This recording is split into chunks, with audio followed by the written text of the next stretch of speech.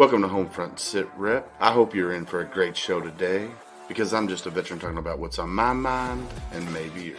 You can find HomeFront Sitrep on Apple, Amazon, Spotify, or wherever you find your favorite podcasts. You can also check out HomeFront Sitrep's YouTube channel. Buckle up, the show is starting.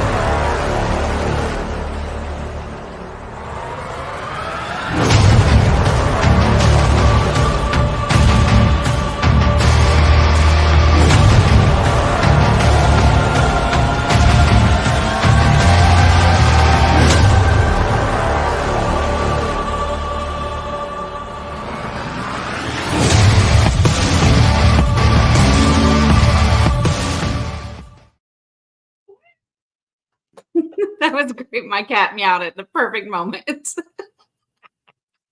All right. Good evening, you guys. Welcome to a Tuesday edition of HomeFront Sitrep. And tonight you have me and Donald Dunn. How are you feeling tonight, Donald? You know, a little tired, but that's all right. It's Tuesday. I'm one day from hump day. If I make it to, I can make it the rest of the way. There you go. As long as it's a productive hump day, right? Is there a such thing as a productive hump day? I don't know. There is. We're just not going to go into it on this show. It's a family show, Donald Dunn. No, we have a great guest tonight. We got Eric Dominijanni with Fior Scotch. We had him in, what was that, a couple weeks ago, and he had some horrible reception. So we're doing a re-over, and tonight's a re-over, and tonight's gonna be a great show. Great show. With I'm losing my track here. So you guys gotta bear with me tonight. I am hopefully on the tail end of a horrendous MS flare up, so my brain doesn't function quite normally. So I might get a little lost tonight. Just reel me back in, Donald, and I'm going to use Eric on that too. So, but it's going to be a great night. Without further ado, since he's been here before, we're going to go ahead and bring Eric in. Dun, dun, dun. Yay. I think we did it again. Willis and I are pushing at the same time. We're good. I'm here. That's all you need. Yeah, exactly. How are you doing tonight, Eric? I am doing absolutely phenomenal. Yourself? Getting better, hopefully, but I'm here too. There we go. Much power to you. Oh, thank you so much for coming back on. I'm excited because I missed the last one, so I didn't get to be a part of that. And yeah, it was a little bit of a thunderstorm that day, so I lost power halfway through the last interview. So yeah, so now I get to do the whole show. There we go. All right, so let's start off. Go ahead. For people that didn't see you the last time, let's tell us a little background on Mr. Eric. I am a Scorpio. I like long walks on beaches, and I don't like pineapples on my pizza. No, that is way too far away. Yeah. No, Eric Dominijanni. I did 20 years in the Marine Corps as an assault amphibian officer. I was a major when I retired.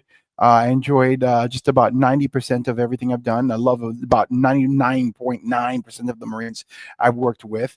There's always that one bad guy who I don't even hate him. You know, great. Even my worst Marine wasn't that bad. You know, but introduce you to one. No. Yeah, exactly. I said the Marines I worked with. Loved every minute of it. Got out of after I retired. My lifelong dream was to be a chef. I've been cooking since I was a kid. I went to culinary school for a piece of paper to prove that I could do what I've been doing for, at the point, 45 years of my life. After that, we had a thing called COVID, which messed up just about all my plans and dreams and ambitions about becoming even more of a specialized chef. And then I wound up getting into Scotch out of a complete fluke. And I'm now the CEO, owner, founder, and creator of Fior Scotch. You can find me at www.fiorscotch.com. That's Fox India Oscar Romeo Scotch.com. And I'm just right now real happy to be here. Good. We're happy to have you. And kudos to you for your pieces of paper, because those are super important pieces of paper. By the way, I'm also now a CSS, Certified Specialist Spirits, and I am going for my PhD. I'm pretty much done with my PhD. I'm just waiting for the formalities. So I'll be Dr. Chef Eric Dominijanni, Major, USMC, retired, CSS, and whatever other letters I could throw on in the future. Would there technically be distiller in that? No, I'm not a distiller. I did the blend. I made the initial blend. So a contrary, and we'll probably get on this later on the show, I am not the kind of guy who had like 5,000 gallons or liters of scotch and I was blending like 42 bottles of this and stuff like that. That is not me. What I did is I created a blend that was supposed to be for my house and for my guests. I am a chef. I'm half Italian. I cater. I've catered. I've done personal chef for a long time. And I have dinner parties in my house about at least once a week. So what I did was through my old boss, Colonel Bolaño, United States Marine Corps, who he gets his own cigars. He goes, I want a Connecticut wrapper with a Honduran fill and a Dominican this, and I wanted this gauge and this length and this shape and all that other stuff. My uncle Luciano, who lives down here, he gets his own wine made. I want to afford a 2% of this and a 22% of this, and he gets a few cases a year, and that's what kind of got me into when I created my own blend. I said I wanted a few cases for my friends and family throughout the year because I do parties and catering house. So they were the ones that along with my Marines who eventually tasted my initial batch, were the ones who kicked me in the butt to get my scotch out there. So I wouldn't be here without any of those people. Yeah. I want to, I got to ask, man, what made you, I know you told us in the last show that you got turned on to scotch from going into a bar and the guy educating you. But my question is, what made you decide to move forward with scotch versus a whiskey? Scotch is like the wine of liquors, of spirits. Okay, so like when you drink a wine, you have white wines and red wines, and you have Cabernet Sauvignons, and you have Sangioveses, and you can taste the terroir, salt. You can taste the salt. It's a completely. If you're into wine is a very unique thing because you can taste the earth, you could taste the grape, you could taste the salt and the rock. Out of all the spirits out there, the only one that I feel, and I may be wrong, I'm sure other people will tell me it's wrong, but the one that I felt that truly had that same thing was scotch. Because when you taste a scotch, you have to be like, oh my God, is this a Highland side? Is this a lowland? I could taste the salt, I could taste the peat, I could taste the smoke. So it was so complex. When you get a bottle of scotch, that's just one region and only from one distillery. You get a Speyside, it's completely different. You get I can never pronounce these things, Isla. You know what I mean? That's a completely different thing. You get a Campbelltown. It's like, oh my God, they're all so different. So when you have all these regions to work with, it's no different than blending a wine. I'm going to take a Cabernet Sauvignon and I'm going to, mix it with a Merlot and a Shiraz or a Syrah, and then you can create your own blend. That's why it was Scotch, because with my experience, that's I like to say not the epitome, but the epitome, because I want to speak in the vernacular. It's a joke, but it's the epitome of spirits. No, I don't agree. I don't disagree in one aspect, because you are right about, especially in the bourbon world. All right, there's bourbons hang out, and there is, especially at the lower end, there's a lot of bourbon. You're like, yep, that tastes like the last 6 I've had. Yeah. And so I do. Yeah. So bourbon. So I'm gonna educate you on bourbons really quick, and the Marine Corps, for those of us who are in the Marine Corps. Let me listen to Because I am All right. sitting in the bourbon capital of the world. Okay, here we go. Bourbon drinkers are like F-18 pilots or fighter pilots in the Marine Corps or the Navy. How do you know if there's an F-18 pilot or a bourbon drinker at your party?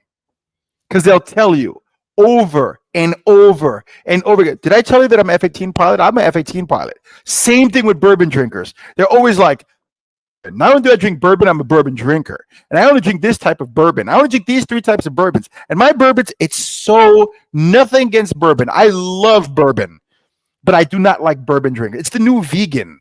Did I tell you I'm vegan today? By the way, I'm vegan. Did I tell you I'm vegan? Just today? I'm just saying that's how bourbon drinkers are. They're just like F-18 I was pilots. like, wait.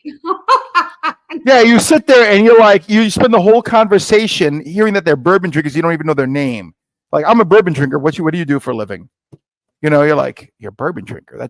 That's nice. I drink bourbon too, but Yeah, you know, you are right, man. And I don't know what it is about when they say, "Oh, that's my favorite pour." It just like irritates the shit out of me. Exactly. It's like, I like bourbon too, but come on, man. You know, it's like there's other stuff out there. When's the last time you had a glass of water? 1975. You know, like, come on, man. So what's special about your Scotch? There's several things special about it.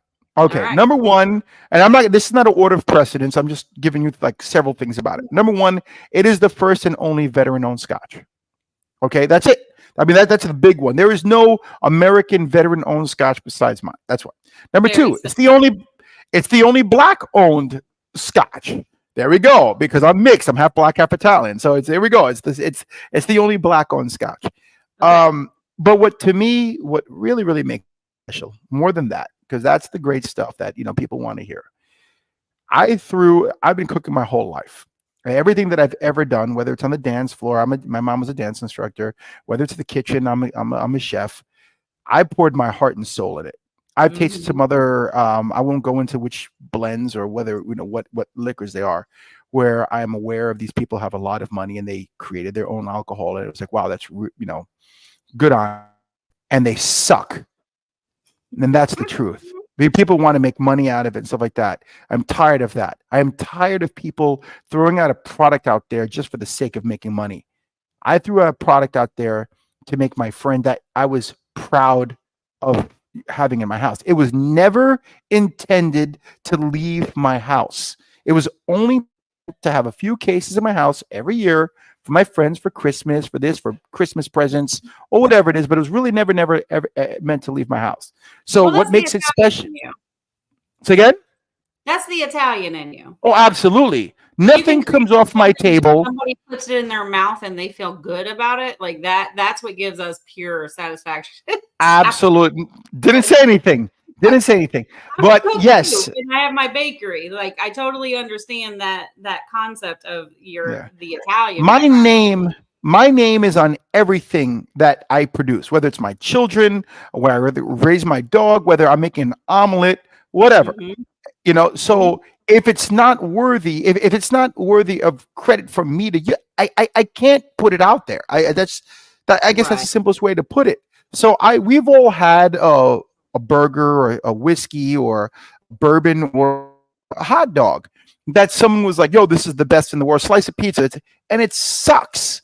And like, you put no love into this. You put no, this is your name isn't on this. My name is on the back of every bottle after from the second generation on. And the reason is, when I created the first generation, I didn't know, because I was stupid, that when it got mass produced, it would taste the same way that I intended. So after the first, I'll be honest, after the first round, which is like the second tasting or the third tasting I had of it, and I was like, wow, this is the bomb. I'm really proud of it. So then I said, okay, we're doing the next round of bottles. I want my signature on the bottle, because now I stand behind my product. And I'm the kind of person. Yeah. But the problem is, people care more about making money than having a good product. And I'm not like that. Like you talked about, these very rich people, they do it and they know that people are going to buy it just because their name's on it. That doesn't make it good. Yeah. But you exactly have the mindset of, I want people to buy it because it's Marine owned. I'm not even going to say veteran, because you are a Marine. Yep. It is Black owned. Two things that you should be super proud of, and Mhm. then it tastes Oh good. no, oh no. Yeah, Here's the thing. can't say that I would agree because I'm not a Scotch drinker, but Right. Well, there's more to it than that. Every time that I've seen, like, why should I buy this? People are going to buy it because it's veteran owned. Got it. Mhm. People are going to buy it because it's owned by a Marine. Got it. People are going to buy it because it's owned, it's black owned. Okay, that's good too. People are going to buy it because wow, it's got a good price. Wow. People are going to buy it because it's got all these little bells and whistles. 93% here, double gold here. That's all great. People are going to buy it because it's only $40 a bottle. But why are people going to buy it a second time? Because it tastes damn good. Yeah. right. And that's the big thing. People, my friends will support me and buy one bottle, even if it's garbage, right. because of who I am and what I represent. People will buy a second bottle because they're like, wow, this is pretty damn good. Mm-hmm. Yep. Yeah, you don't want a one purchase. Yeah, a one-hit wonder. No. Right. And there are a few out there. I won't mention them, but stuff that I had to try that I was like, I can't believe people buy this. But so Wait, what I want to know is like, why do we not have some sample bottle sitting in front of us so we can? I guess I'll have to send some to you, and then we'll do another one. There we go. How's that? We're gonna do a short clip. I will save 5 minutes or 10 minutes at the end of this, and then you can splice it in afterwards. I'll send you guys a bottle. Just hit me up offline, and I'll send you guys a bottle. And there we go. There you go. I make my own bourbon, and same thing. I don't sell it. I don't even mass produce it. I got a little barrel. I don't distill it either. I got a buddy that makes the shine for me, and he makes really good liquor, and I put it in a barrel, and I put my little twist on it. And whenever I go to these veteran organizations, I put them in little pint bottles, and I hand them out. And same thing, I'm super proud of it because it does taste good. I enjoy doing it, so I can really relate to a lot of the stuff that you're saying. Yeah, because it's small batch. The biggest problem you see, even in the case, forget about liquor right now. So I'm a chef, and I cater, and I do all this other stuff. I'm personal chef and all that other great stuff. And when you cook for 5 or 6 people, you can really throw your heart into it. You can throw your soul. But a lot of people realize that, hey, I'm cooking for 50 people or 60, or even in some cases 500 people. Mm-hmm. The quality goes down because you just can't pour your soul into like every meal.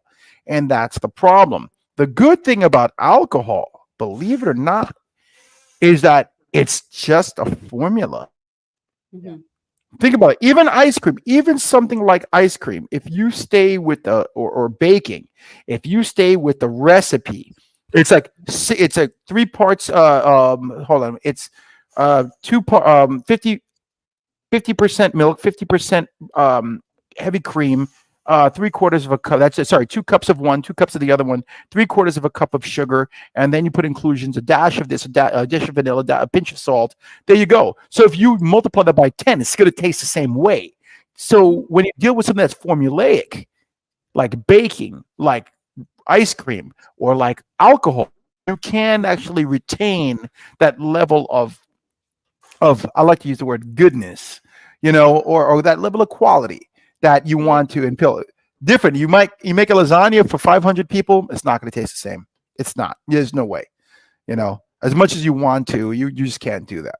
And that's why I prefer taking care of smaller people. So when I always respect small batch anything, because they're still trying to make you happy. Right. That's the thing. That's the beautiful part of it. Well, there's a warmness about it.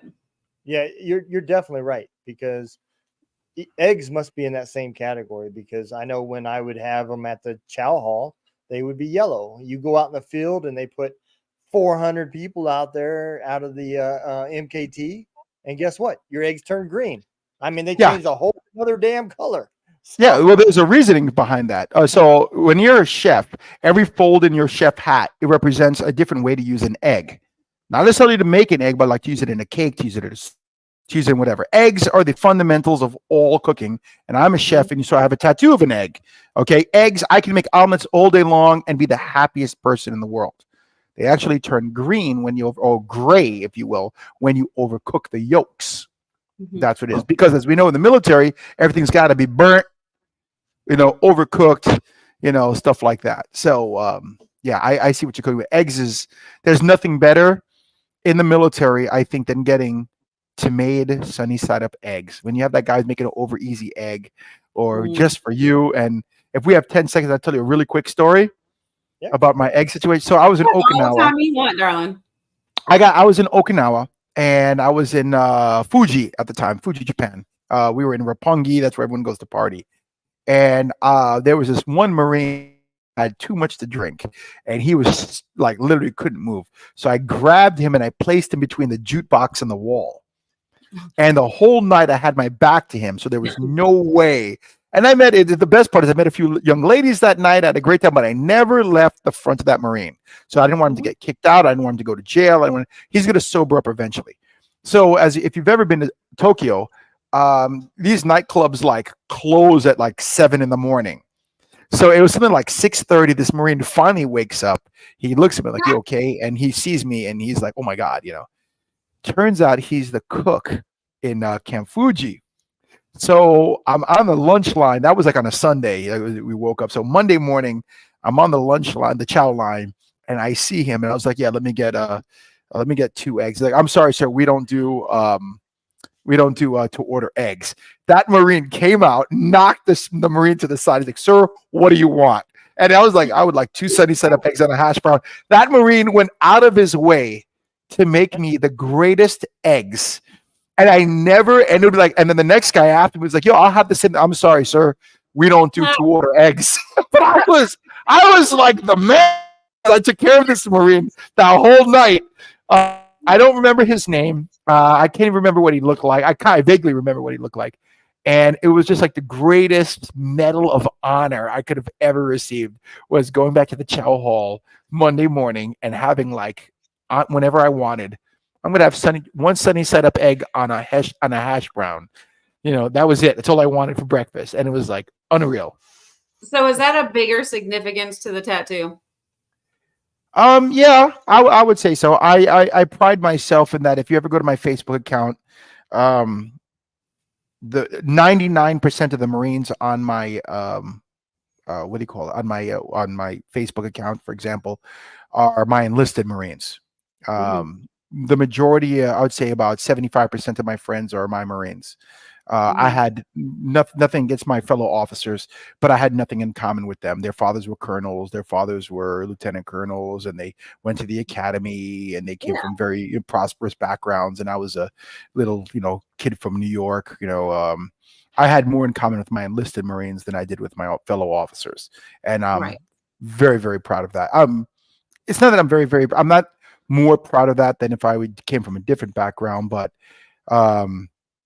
let's just say I did a couple of years ago. I did a road trip from Miami to San Diego. I did a month-long road trip and back, and I didn't spend one night in a hotel. I was at my gunny's place, my gunner's place, my staff sergeant, my drivers, my PFC's place, and it was like the absolute most greatest vacation I've ever had in my life. I hold my enlisted Marines with a level of honor and esteem that I just can't give to anyone else.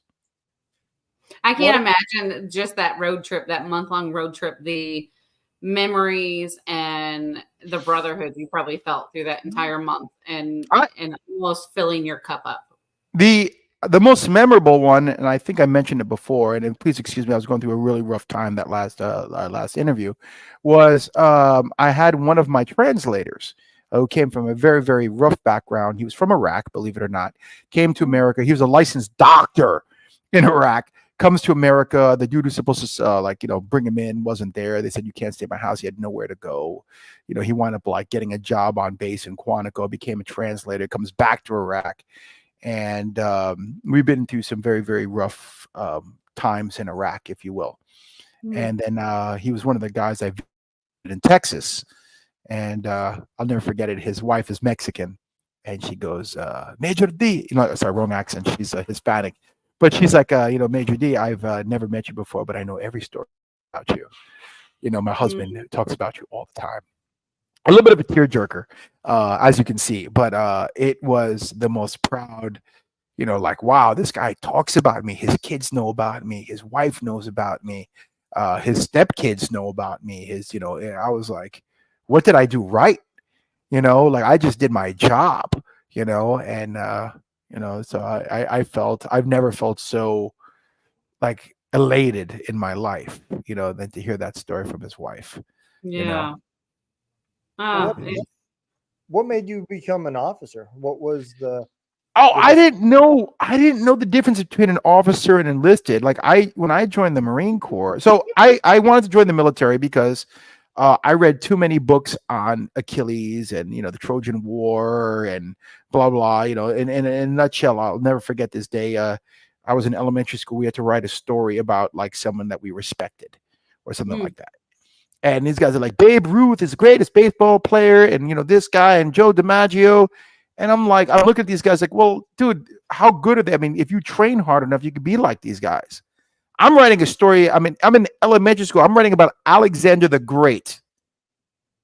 Okay, a guy who inherited the known world at 19, and for the next half of his life was, just like conquering the world. How do you compare Babe Ruth to Alexander the Great?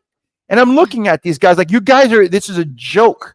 It's like, I want to be like the milkman, like, come on, man, like have like some higher aspirations. So when I grew up reading, what do you call it? Books on, what's his name? King Arthur, all that stuff. I was a knight. I wanted to be a knight. So I wound up having problems in college. I couldn't afford to go to school anymore. And I thought about the military as a way as to fund, to finish college. And then I wound up getting a scholarship. Long story short, I wound up staying in college, but I still had that bug to join the military. And I was on the track team. I did Kung Fu since I was a kid. I was a martial artist. So being a Marine, the whole discipline thing, wasn't, the haircut, waking up at 5 a.m. was nothing new to me. The rest of the Marine Corps was just crazy. I didn't understand anything at boot camp. But at the end of the day, even though I was able to finish school, I still had the bug. And when I went to the recruiter, I'll never forget this. I walked into the Navy recruiter because I didn't know anything. And I wanted to be a medic. Notice I said medic, not a corpsman. I didn't know anything about it because I was pre-med in college. And I'll never forget, I walk inside and he's like, yeah, don't worry about it. You won't even know what it's like to be in the military. You won't even wear camis. You're going to be in a hospital. You're not going to have to work out. And I'm like, you're not selling me, brother. And I scored exceptionally high on the ASVAB, on the practice ASVAB. And he's like, you're going to be a submariner. You're going to be an avionics tech. And I'm like, I just want to be a corpsman. I want to go to the field and get dirty. And again, he didn't say, so I walked out, and I'll never get this. Like I literally walk out, and I guess the Marine Corps recruiter was leaning up against the wall. He's listening to the whole conversation. So he's like this, do you think you have what it takes to be a United States Marine? And I was like, son, do you know who I am? I'm a captain of the track team, and I'm a sensei in this martial art. I'm in Wing Chun, Kung Fu. I was a Boy Scout. You have no clue. I can whip your ass. I'll sign up right now. And he's like, Alexander the Great.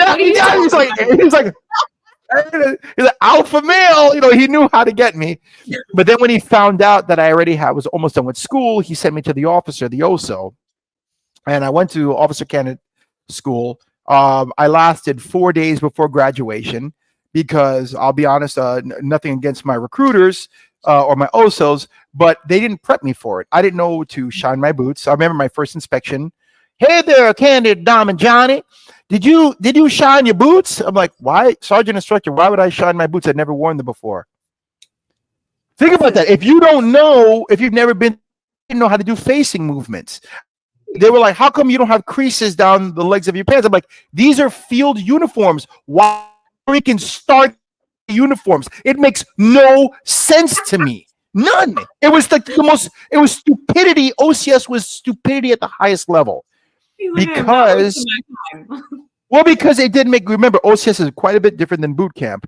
And the other thing is, the people that I went through OCS with the first time, 88% of them were prior enlisted. Mm-hmm. So I was a specialist. I was a track and field guy. I was a boxer. I was a martial artist. And when, I can run faster than everyone else. Do it again. Huh? Again? I didn't, it's like these guys have been training for PFTs for 3, 4, 5 years. I've been training for marathons. You can't, it's not the same thing. I've been training to. Like they brought that ego down a little bit, didn't they? Yeah. And I will say this. No, absolutely. My ego was crushed, but I was smart enough to realize that I just didn't train. You can't take a marathon runner and tell him to be a bodybuilder the next day. You can't take a bodybuilder to make him.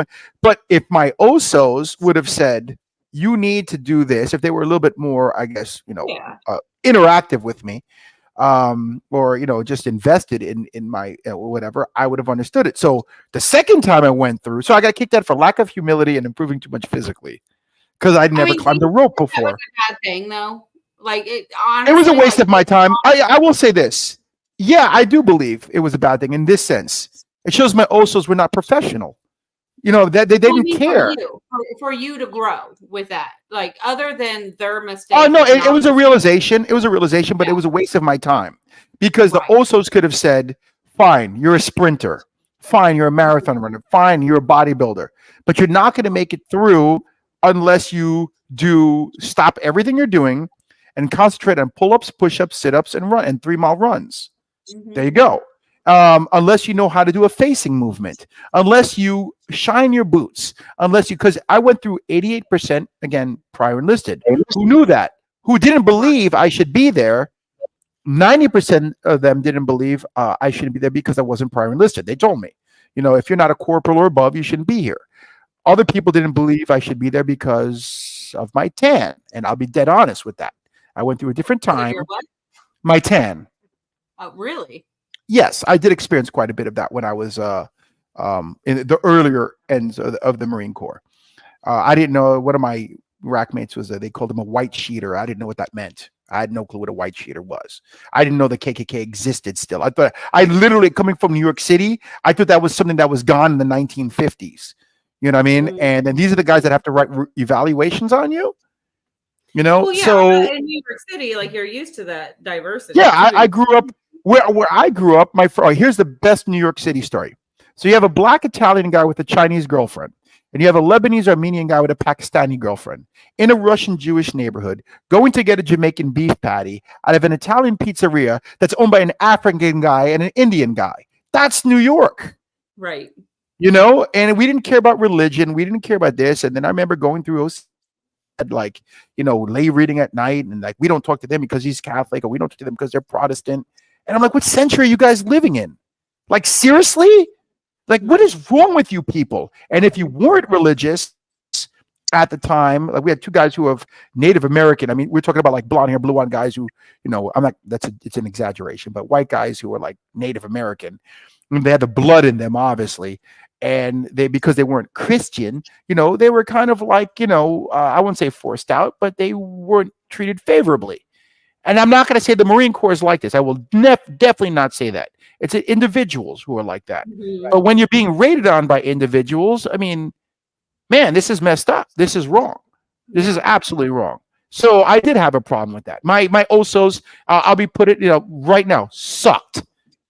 Because they could have told me, you need to put creases in the front of your camis. You need to learn how to left face, right face, about face, drill. Now, and you're going through it 88%. At the very minimum, they should have put me in a different class where knowing that you didn't have that experience priorhand, absolutely. Because they don't care. Because reality is this. Here's what your OSO or your recruiter is going to do. He's trying to make numbers. So he's going to take you and put you in the first class that he can get you in. That's what it is.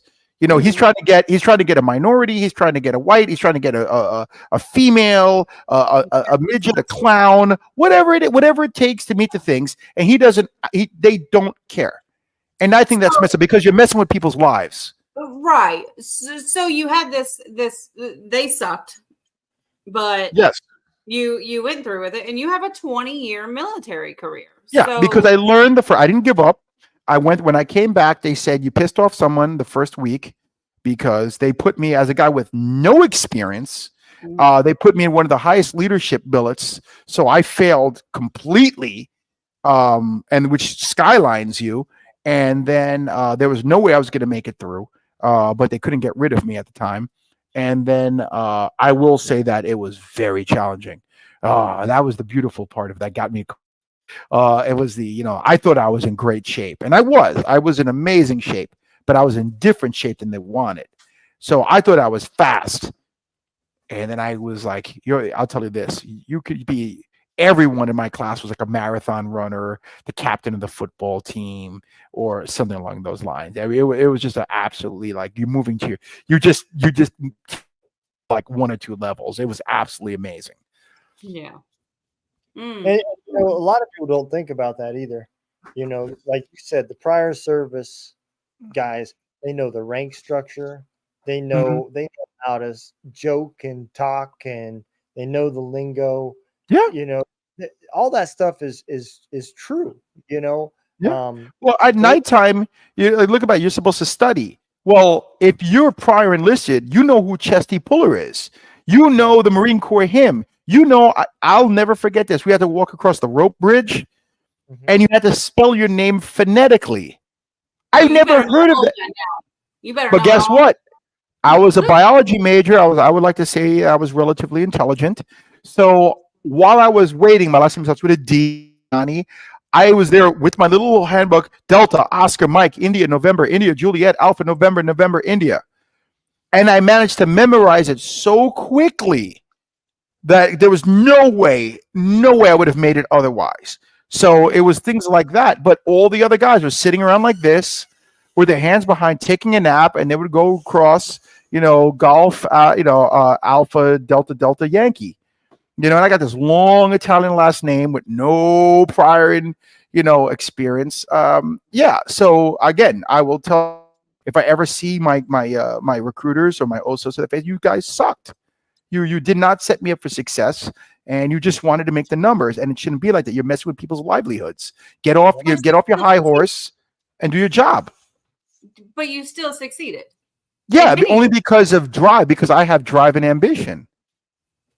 So, okay. So we've talked about a lot of things, and you do, obviously, with all of the things that you've accomplished, the letters you're putting behind your name. It's amazing. Like, kudos to you, Marine. Thank you very much.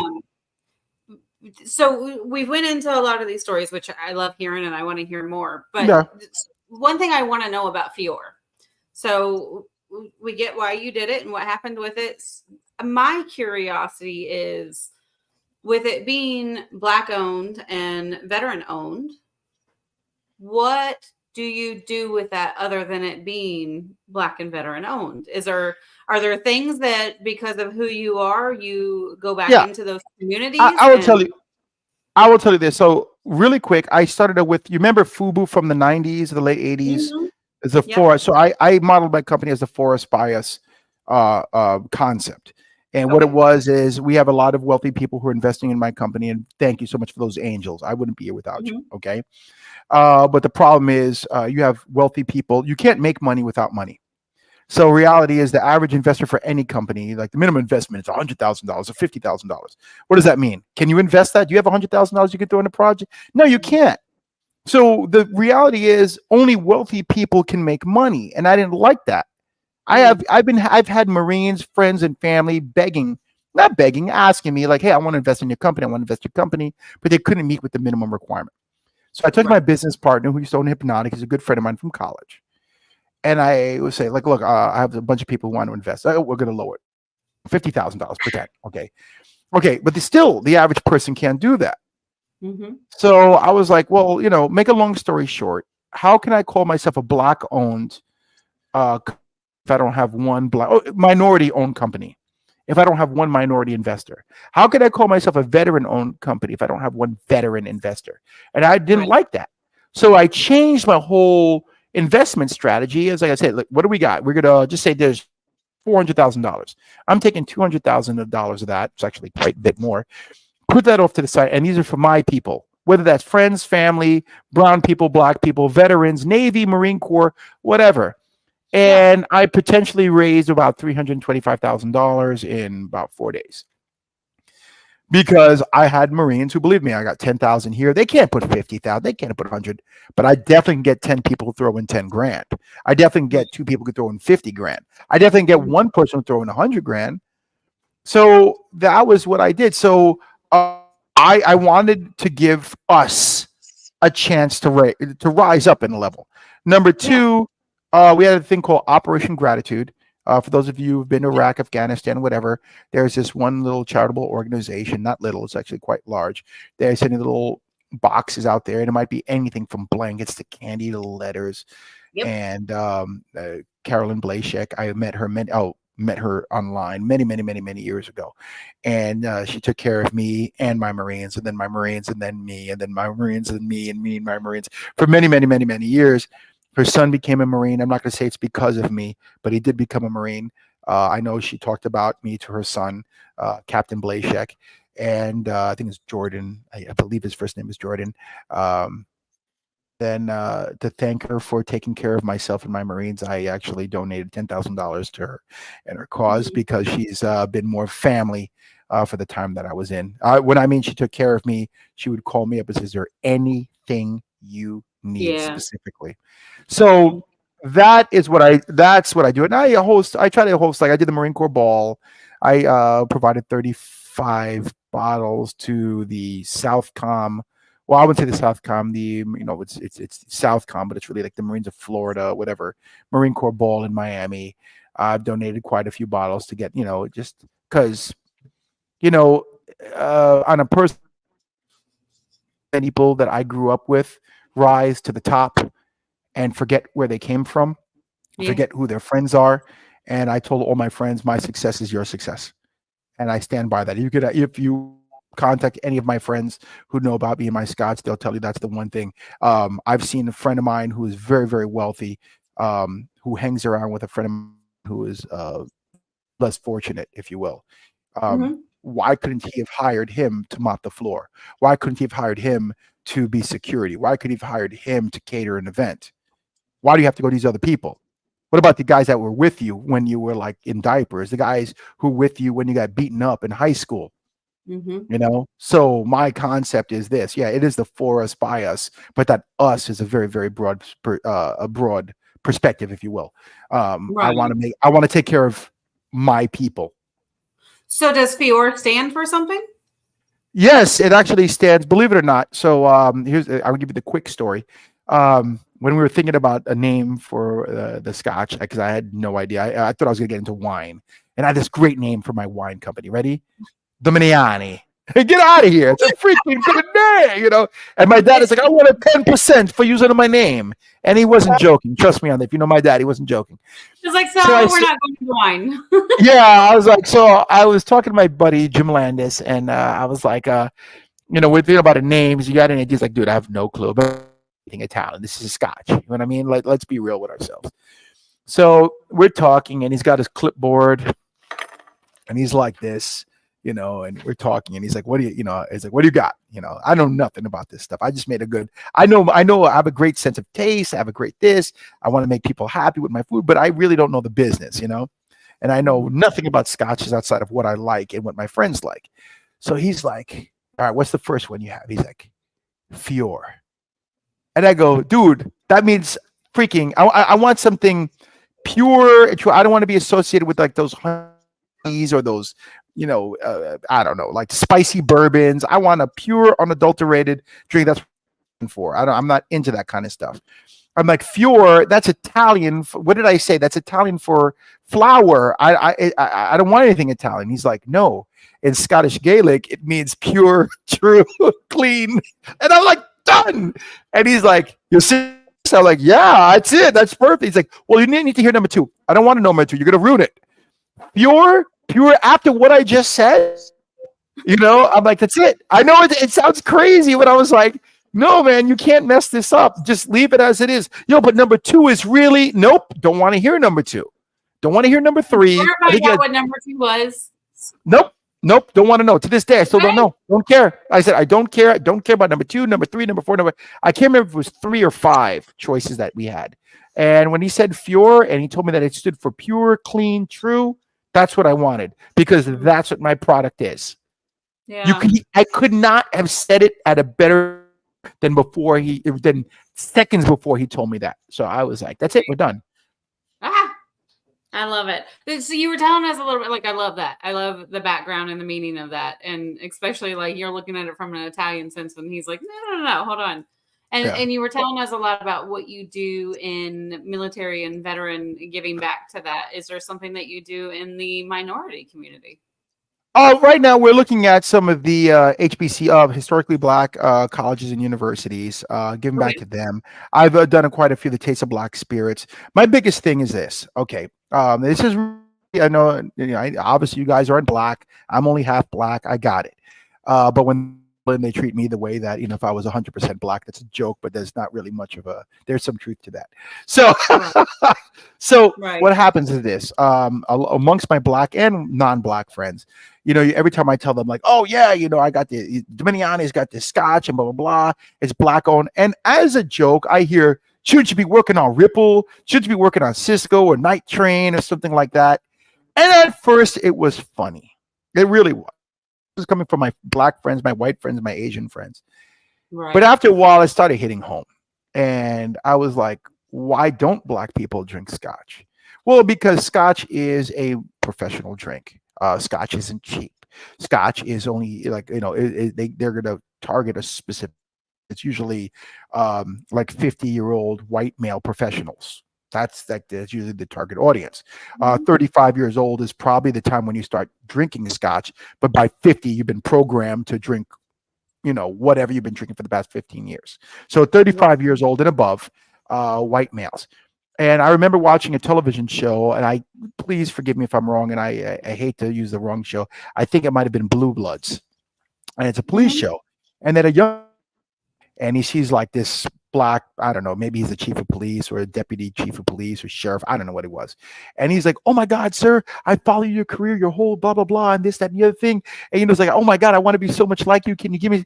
And then the older black gentleman looks at him and calls him basically a kiss ass. And everyone's like laughing. All the other police are laughing at him. So this young cop is like distraught. He feels embarrassed. He walks back to his office and there's a sticky on his desk. And it says like something like 6 o'clock, be here, suit and tie. Okay. So he walks back, he gets back to his office, and that night he shows up and it's like the mayor is black, the chief black, the DA is black, and it's all these prominent black figures. And he's like, and you can see he's like all like so like, oh my God, I'm with these people. And the guy who invited him is like, what are you drinking? And he's like, I'll have a beer. And he's like, no, I said have a drink. And he's like, I'll have a vodka tonic. And he's like, I said a drink. And he looks at the guy. He's like, Scotch. And he just literally puts the Scotch in front of the guy. And he takes this, the thing. And he's like, I thought so.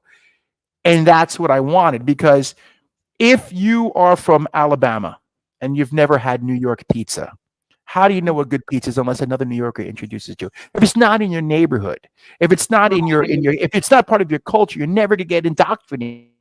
So my thing is, who would drink Scotch in the military? Majors and above, probably. Master sergeants and above. Obviously your lawyers. When do you drink Scotch? Is an event. Okay, when does a person get introduced to Scotch? Because his grandfather died. His father introduced him to Scotch when his grandfather died. When his dog died. When he got married. When he graduated medical school or law school. It's a professional drink. You drink Scotch as a celebratory drink or when you're mourning. Right. And that's what it is. So I want to introduce it to the black community, because if you don't understand the history of Hennessy, which I don't want to get into right now, if it wasn't because of the World War, no black man would have drank Hennessy. It was introduced to them because what we did in France. We saved them. The Americans wouldn't allow, the white Americans wouldn't allow the black people into their old clubs and stuff like that. But the French were very grateful, for, saving them and backing them. So they allowed them in their clubs. So they were introduced to Hennessy, blah, blah, blah, blah, blah, blah, blah. Mm-hmm. That's what I want to be with Scotch, because why don't you drink Hennessy? Why don't you drink Scotch? I was never exposed to it. Okay, well now here's exposed. Well, it's too expensive. This is only $40 a bottle. It's not a single malt $70, $120 a bottle drink. So it's affordable. It's made by a black person. Other black people will try it, and I want them to get it to the point of like, yeah, I can be. Just because I'm black doesn't mean I don't have the taste buds. I don't have the what's the word that they used? I don't want to use that one. But it's It's almost just having the ability of having that symbolism with it. yeah. Like you were talking It's about. like we're only supposed to drink something ghetto, if you will, and I didn't Right. like that. There's no reason why we can't drink Scotch if we're not exposed to it, especially if it's at a reasonable price. You know, No, I I love don't your want idea behind it. I think yeah. it's a beautiful thing. Yeah, I don't want a 19-year-old kid. I don't want a 21. I don't even want a 22 drinking my Scotch. Well, at the end of the day, you know, F you, pay me. That's the truth. You know, I mean, that's the way it comes. But the people that I'm marketing, 18-year-old, 20-year-old, 25-year-old, is not going to appreciate my Scotch.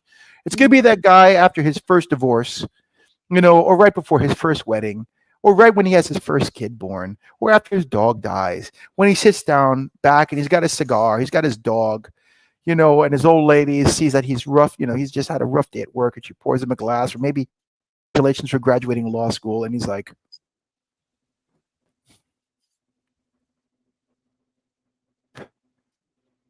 that's Yeah. what my Scotch is for. A Scotch is a bath. A Scotch is, look at a bath, compare a bath to a shower, or a cigarette to a cigar. A cigarette is quick, smoke a cigarette, get out. A cigar is an event. You sit back, you relax. A shower, you got to take a quick shower, getting out so you can go to work. But when a woman takes a bath, what does she do? Throws out, you know, she's got her white wine, she got the TV, she's got the Notebook playing for the 50th time, you know, blah, blah, blah. Type that way. Yeah, but you see what I'm getting at. You know what I mean? And that's, to me, is what a Scotch. If you want to get drunk, drink some crap. Drink your vodka, drink your beer, drink your Cisco, drink your whatever you want. It doesn't make a difference to me. But if you want to really enjoy a drink, especially a Scotch is an event, you know, and it's paired best with good friends and family. Yeah. And that's why I like these conversations, because there's a reason why it's called spirits, right? And it's not because you got drunk and was walking through England asking people if they've seen Bin Laden because you're looking for him. It was not that happened with There's me. a story behind that one. There's a story behind that one. But it is that it's that glass that you shared with somebody. It's the as a kid you seen your dad having that one glass and he's talking with friends and they're just enjoying the moment. Yes. Nobody gets drunk. Nobody's walking around acting stupid. It's the sharing. It's I only opened this bottle because I had friends at my table. Friends that came over, and that's what, you know. I don't care whether it's bourbon or Scotch. It's a higher end drink. Yeah, and there's history behind it. And when you understand the roots of where it came from and the traditions that are passed down from it, it becomes a meaningful drink. It becomes a time of teaching and a time of sharing. And it's not about the alcohol per se. Right. It's the event. It's the event. I only drink my Scotch. I have bottles and cases in my house at a time. I will only drink my Scotch with friends and family. I will never sit down for myself. I have a couple of times only because like this. Let's raise a toast, you know, for my Scotch, stuff like that. Absolutely. But 99.9% of the time, if I'm drinking my Scotch, it's only because I have friends or family here. Other than that, otherwise, I'm drinking something else. It might be another Scotch, it might be a bourbon, might be a rum, a whiskey, whatever it is. But I do not drink. My Scotch is sacred to me. And you know, that's it. Because if you don't pour your heart and your love in it, it's like muses. You know, you got to pour your heart and love in something. Otherwise, it's just a product. And I don't want a product. You know, I want to share my soul with people, if you will. You know, I don't know how to describe it, and you know, but that's it. I could talk about that all day long. No, I love it. I love it. It's very obvious how passionate you are about it, and how much you do pour your heart into it. And I think just your history, you've done that in every pond you've stepped in, per se. Yeah. And it's a beautiful thing to watch somebody do, and to hear just listening to you talk about it. Like, we could do this for hours. We could do it for hours. Yes. hours, and I would sit here enthralled just listening because it's beautiful to see how sincere somebody is and how genuine they are. So I thank you for that, for being. It means a lot. It means a lot. Yeah, I just. Well, in a nutshell, if I wasn't so passionate, you need to be passionate to be an artist of any form. Whether that means you're a sculptor, a cook, and I'm a chef, a dancer, I'm a dancer, a musician, so whatever it is, you have to, because if you don't, you have to almost succumb to your passions if you want to create a masterpiece. And I'm not saying that I created a masterpiece, but I do believe I created something that everyone enjoys. You know what? Even if it's not a masterpiece to all, it's a masterpiece to you. Yeah. And essentially, like when it comes down to it, that's what matters, because that is your masterpiece. Because for me, it's a little different, because if I tell you that it's a masterpiece for me, that's because my friends think it that way. Because everything I love doing, it involves me sharing with other people. That's a big thing. Like, I just love cooking. I'm a chef.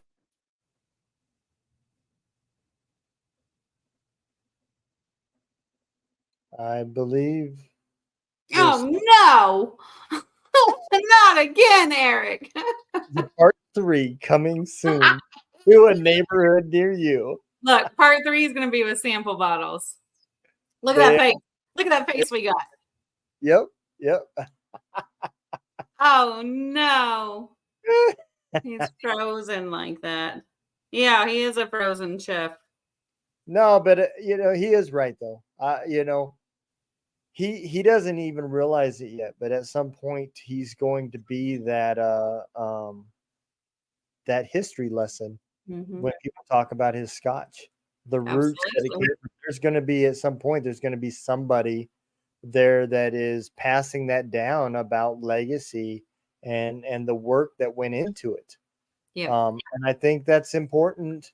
And I don't even think he realizes at some point that that's going to happen, but it will. That drink's going to get shared, and his story is going to get retold. Oh, and it's going to be inspiring. It's going to be inspiring to young Black men. It's going to be inspiring to young military personnel. It's going to be inspiring to a lot of people to create greatness, if you will. But that's what that man is working on. He is working on greatness. And I hate to say that was his masterpiece, because I almost want to recant that statement, because I feel like when you create a masterpiece, that's your final product. And it's almost, he's working towards that masterpiece, because I think there's more in that man. There's so much more in him. Yeah, and, I agree. And he's a record breaker, so he's created a hell of a product, and he'll go on to create more. Yeah, I can't wait to see it. Like in part 3, 4, and 5. Like, let's go. Let's do it. Yep. You're right, David. His muse, not a masterpiece. It is his muse. But obviously, just like he was saying, like putting your heart and soul into those things. Uh-oh, I think we might have him back. There he is. Oh, wait, here. I'm trying to play with this layout, and it's just not working. Can you hear us? No?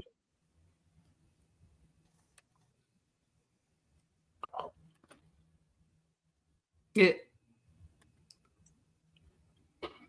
All right. Can you guys hear me? Yes. There we go. Yeah, not sure what happened. My father came in about a couple of months ago and redid, because he's smarter than me, so he redid my whole internet computer, and he's an absolute moron if you ask me. So I guarantee this has to do something with this. That's why you made Scotch and not wine. No. So what I was saying, right after we lost you and we saw this beautiful face frozen on our screen, I have to recant my statement about that being your masterpiece, because I was just telling Donald, like, your masterpiece means you're done. It's your final product. Yeah, I'm not done. If you've known me, close to done. No. For example, I was on Throw Down with Bobby Flay. I beat him many years ago. I did my chef thing. I got offered a job as an instructor pretty much before I even graduated. That's like unofficial. They were like, "Hey, you really need to apply for this job. You'd be perfect for it." I did my time in the Marine Corps. I got 3 beautiful kids. I'm working on my house. I'm pretty much done with my PhD. This is just the next step. I mean, my masterpiece will be how I die, I guess. That's what I'm looking forward to. If Well, you I'm looking forward to here in about 5 years. It's Dominijanni. It's the wine that I'm going to be tasting, and I have some great that I've created stuff I'll share with you. I do create. I make my own wine. I make my own beer. I make my own sausage, my own salami. Wow. I make my own ice cream. My kids don't eat ice cream unless I make it. Wait. Where are you located now? I live in Miami. You're in Miami. How long of a flight? The land of lack of turn signals. I'm thinking dinner tomorrow. So yeah. I make the best carbonara you'll ever eat. My carbonara, believe it or not. Look, I'm half Italian too. That's you're Sicilian. Sicilians don't do carbonara. There's a carbonara is made with peas and they use orecchietti. They use a different type of pasta and they use peas. It's a little, like I said, it's a little bit different. I do more of a non-traditional. I actually use truffles and I use mushrooms, which every Italian will say that's not a carbonara, but they'll be like, this is. I don't agree because it's just like having different kinds of scotches. You can have different kinds of carbonara. Yeah, tell that to my dad or to stab you. I don't agree. Like I said, I agree with you. I just got. You just have to put it like probably rolling over in his grave right now with completely. me. It's like saying this. It's like, oh God, this is the worst thing in the world. I can't even use that as an excuse. But it's like this. This is like a whiskey with honey. Got it. It's a whiskey with honey. So mine's a carbonara with the mushrooms and whatever. So that's the only way. A bourbon carbonara is what you have. No. I just make this amazing carbonara with, like I tell you, truffles and mushrooms. That's my thing. So my scotch is a legitimate scotch, though. My scotch is a legitimate scotch. I don't know anything about any of that stuff, but y'all ain't had a Kraft macaroni and cheese out of the box unless you've had it from me. That's all. Well, my daughter, my children are half redneck. They're half Yankee, half redneck, and it's a joke, but it's very, very true. And she's like, Dad, when are you going to make me some mac and cheese? And I'm like, you got to understand, when I make mac and cheese, it's an event. You know what I mean? Like I'm pulling out Gruyere, I'm putting out blue cheese, I'm making pancetta, and my kids are like, I just want to have a freaking box, Dad. I'm like, no, I want the Cheeto. She goes, Dad, I want the Cheeto powder on my. I'm like, I can't do that. I can't. It breaks your heart, right? Like I can't. Yeah, I had macaroni and cheese out of a box. Like it's been. But look, even I eat White Castles every now and then. Even I. Yes. Yeah, I don't care who you are. You can be the greatest chef on the planet, but sooner or later you want a New York hot dog. You want a McDonald's hamburger. Like you're on a road trip. I have no desire for sushi. I want a greasy, disgusting fast food burger with the cheese and the oil dripping on my French dripping fries. down your arms. Yes, you're like. Yes. I love it. I love it. So I'm with you, Don. I can understand your box of macaroni and cheese. I'm with you. I love it, man. I do. The more butter. Even my daughter, I taught that child how to cook, and at almost 25 years old now, she's making from scratch burrito tacos, and oh my God, let me tell you, the girl, she might surpass her mother. I'll tell you this. But I know this is off the subject, but if you want to make great birria, I think the best meat for birria tacos is cheeks, beef cheeks. You can actually get them at Walmart, believe it or not, every now and then. Beef cheeks, best meat for birria tacos. People will disagree with me, but that's what makes my birria tacos the best. Anyway, go ahead. Last time I was up there and she was making them, she had me flipping peppers and stuff, and I was like, Becca, I can't see, I can't breathe, I gotta walk outside. Yeah. She definitely focuses on that area of cooking, and I'm like, look, it's good, I love the finished product, but I gotta be able to see. Yeah.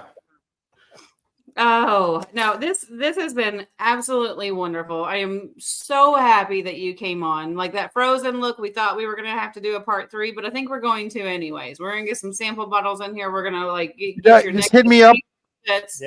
When you're Dr. Dominijanni, we're gonna have you back on, and please tell us, is there anything that we missed? Is there something that you want to tell the people watching? Yeah, there's one thing. Like, if you're interested, because we're only available in certain states. So if you are interested in sampling my product, you can go to www.fiorscotch.com. That's Fox India Oscar Romeo Scotch.com.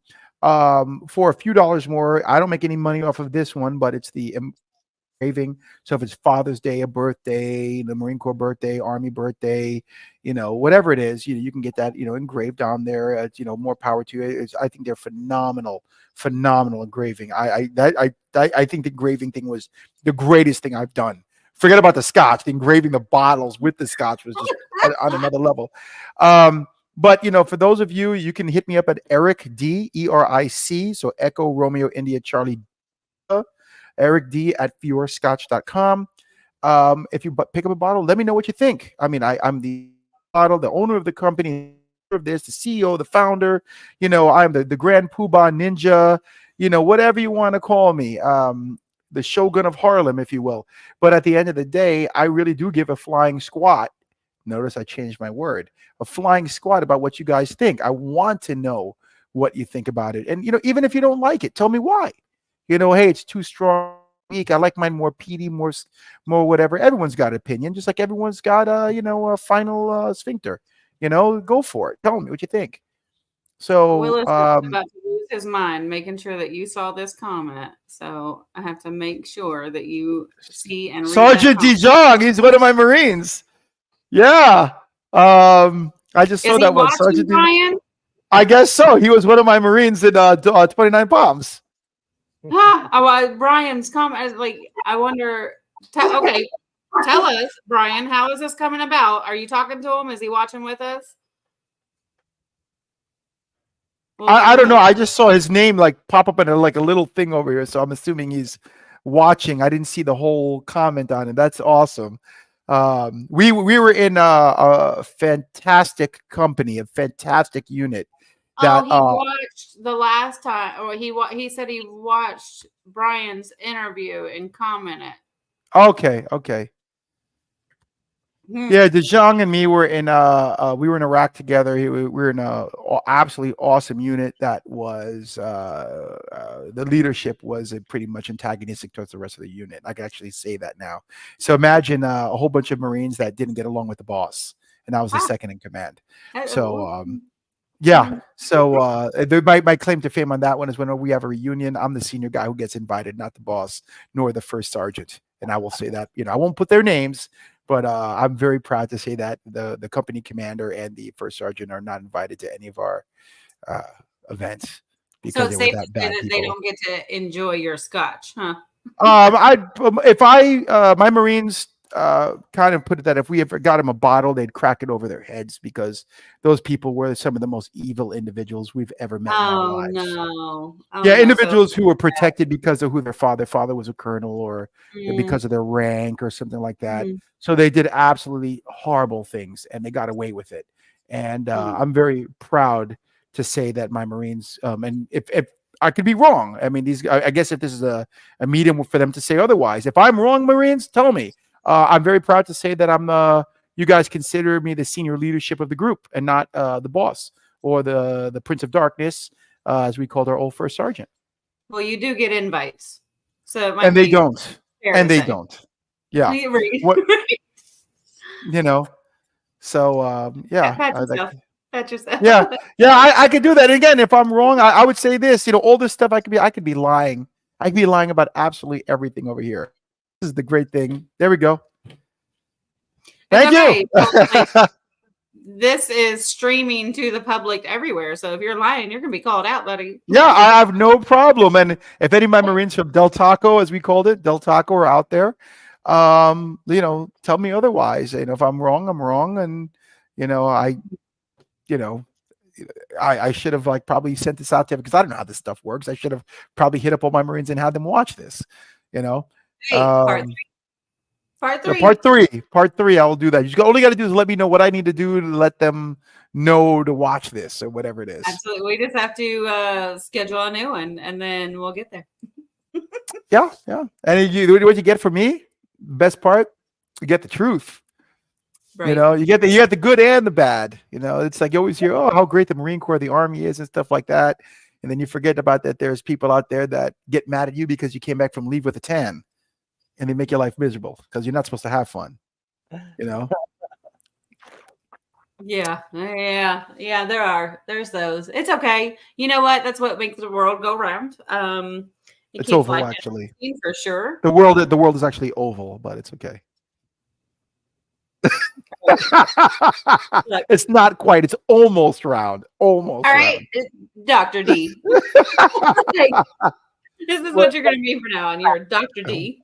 Yeah. So almost Dr. D. Almost. But for sure, it's happening. Like, I have zero doubt that that's what we're going to be calling you the next time that we see you. Right. So, we have covered so much fun and so many stories, whether they were good or bad, and this beautiful adventure of Eric and where you've come, regardless of the obstacles you've hit. In some of those, I think you have been the epitome of overcome and succeed. And the epitome, you mean? It's a joke.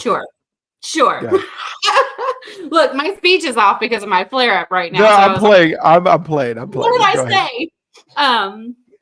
It's a joy. It's a joy to have a guest that you see so heartfelt, and not even as a guest on a podcast, just knowing that there is a human being out there like you, and looking out for the little guy, looking out for your community and the many of them that you come from. It's thank you for being you, and thank you for continuing to serve. And I can't say anything other than it's a beautiful thing, other than, as Willis would call it, it's simply amazing, because it is. It means a lot. It means a lot. And I won't reiterate how I feel about it, because I've said it enough times. So, but it's glad to be here. And like I said, I just want to put a good product. So my Marines, I'm proud of my Marines, and, hopefully they're proud of me. And, I believe, we bust our ass all the time. We deserve the best, whether you're Navy, whatever, cop, firefighter, man, maybe your grandfather who just had been working for 60 years and you just want to freaking relax. I created this because, man, you busted your butt all day long for 50, 30, 20 years, doing whatever you did. You deserve to relax, sit down, and enjoy a glass of scotch. That's it. That's all I care about. Well, I'm going to tell you, Eric, I'm going to steal your saying too. So if I have somebody come to me that keeps repeating the same thing over and over, I'm going to just randomly look at them and say, I'm an F-18 pilot. Go ahead. That's a great one. or bourbon drinker. Remember, go hand in hand. That could cause too many questions. People just don't know what a F-18 pilot consists of. People know bourbons. Yeah, spiked hair. It's usually blonde, spiked hair, blue eyes, and their fathers were for fighter pilots in the Vietnam, and they keep telling you about how their whole family were fighter pilots in the Navy and the Marine Corps and stuff like that. They're great guys. I mean, some of them are really good dudes. Don't get me wrong. Yeah. That's what you do. You just say, I'm an F-18 pilot, and you just walk off. Yeah, that's it. Leave them. That's it. Yeah. What? Yeah. Okay. Just leave. That's it. It works. Well, again, it's been absolutely wonderful having you on, and I look forward to the next time. Yeah, absolutely. Keep me posted and hit me up on my email account, and I'll get you guys a bottle so you guys can taste it, and we'll do another one, and you can let me know what you think. But I would like it.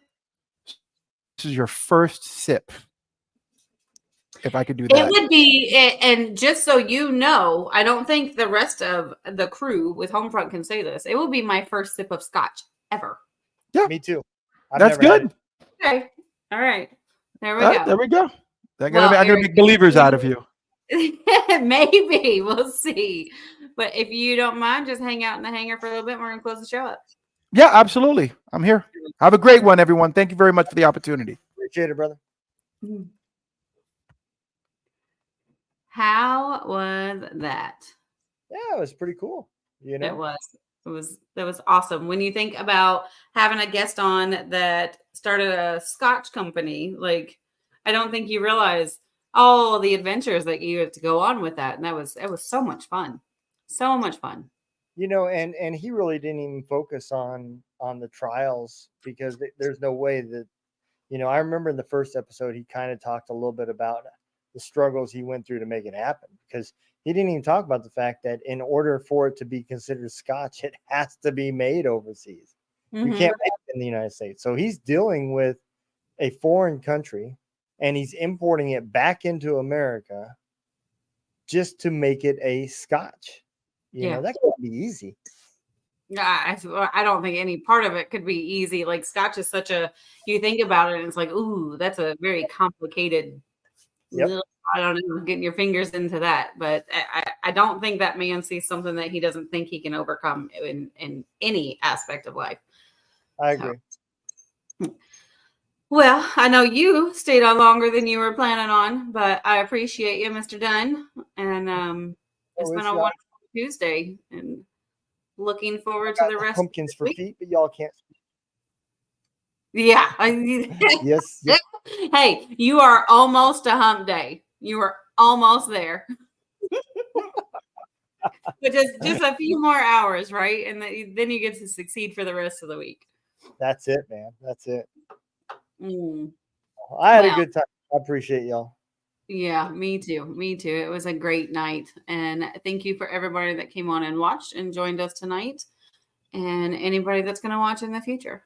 But like we always say here at Homefront, stay safe out there. We got your six.